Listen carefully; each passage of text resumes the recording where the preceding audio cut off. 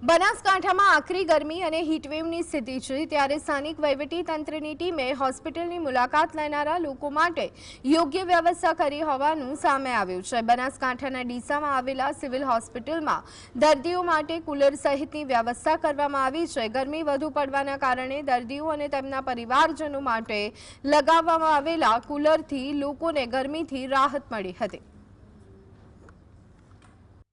ધગધગતી ગરમીમાં બનાસકાંઠા જિલ્લામાં ગરમીનો પારો પણ 40 ડિગ્રી પાર પહોંચતો હોય છે। ત્યાં રેડ એલર્ટની આગાહી પણ આપવામાં આવતી હોય છે, જેને લઈને સિવિલ ખાતેના જે મારા કેમેરામેન દ્રશ્યો બતાવી રહ્યા છે, દર્દીઓની સંખ્યામાં પણ ક્યાંક વધારો જોવા મળી રહ્યો છે।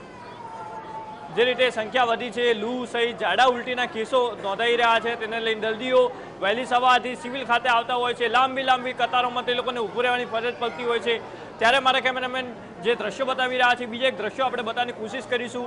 ગરમીને લઈને સરકાર દ્વારા આદેશ કરવામાં આવ્યો હતો, તેને લઈને કુલરની વ્યવસ્થા દર્દીઓ માટે કરવામાં આવી છે। ખાસ કરીને જે રીતે ગરમી પડી રહી છે તેને લઈને કુલરની વ્યવસ્થા દર્દીઓ માટે કરવામાં આવતી હોય છે, કારણ કે ગરમીનો પ્રકોપ વધ્યો છે।